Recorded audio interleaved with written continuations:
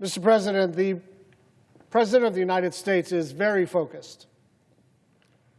He is focused on building a $300 million ballroom in the White House, while the price of everything has gone up: food, housing, health care, electricity, clothes, you name it.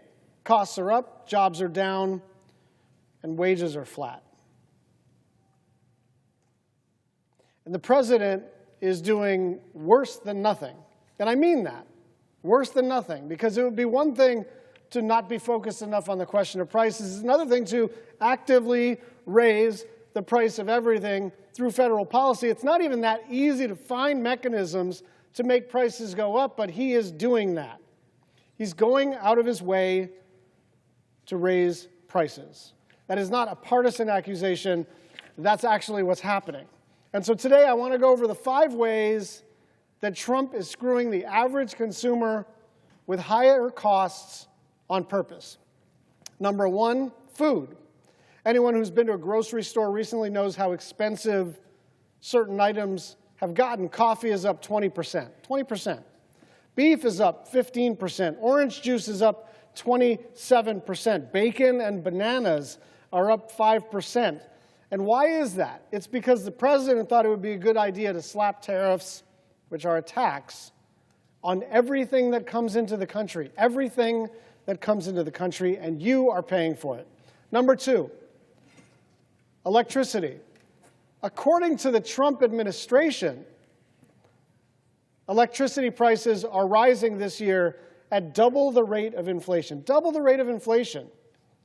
So what does Donald Trump have to do with that?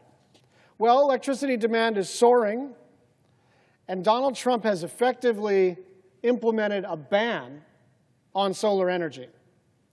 Any solar project, not just on federal land, but where the federal government even has a tiny little interest in it, is essentially frozen. 90% of the new projects, and let's be clear, there was a time when coal and gas and all that other stuff was price competitive with solar. Solar is the cheapest new form of energy.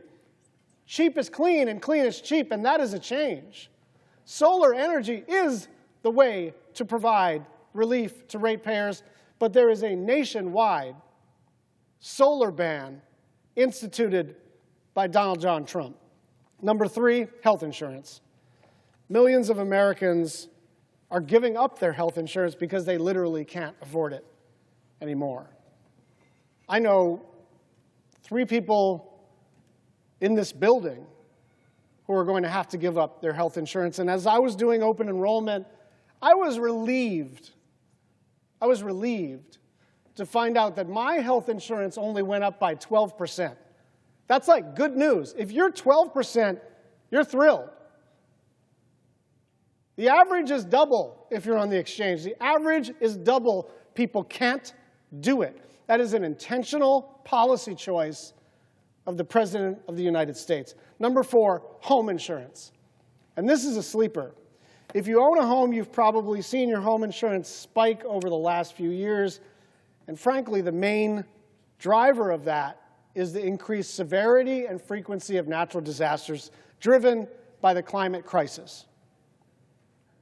And so insurance companies are realizing that if you live in the range of a wildfire or a flood or a tsunami or a hurricane or any number of natural disasters, that's got to be priced in. And by the way, if you are lucky enough to be one of like the 15% of America that doesn't live in a place that's got more climate risk, you're in the same damn risk pool as everybody else. And so your rates are going up too. And what is Donald John Trump doing about the price of home insurance? He's banning solar energy. He's stopping wind projects that are already permitted. He's exacerbating the crisis that is driving up your prices. And finally, number 5, Christmas gifts. It's the most wonderful time of the year until you look at the price tag for presents. According to one report, shoppers will be paying more than $100 more to buy the same gifts as last year. Meanwhile, trees, decorations, candy, and booze have gotten more expensive. And small businesses, far from raking in holiday sales, are losing revenue and being forced to lay off workers. A good friend of mine used to say, people vote for you for their reasons, not yours. And you know, people vote against you for their reasons and not yours. And the reason the Democrats lost the election last year is because everything was up. Is because the prices went through the roof on everything. And Donald Trump seemed like a disruptive enough force in the political system to maybe shake things up and maybe put some downward pressure on price, and the exact opposite has happened. Whatever his other faults, people thought at least he would be good on the economy. But we're now a year in, and that's just plainly untrue. What is true is that Donald Trump is making people poorer, and he's doing it on purpose. I yield the floor.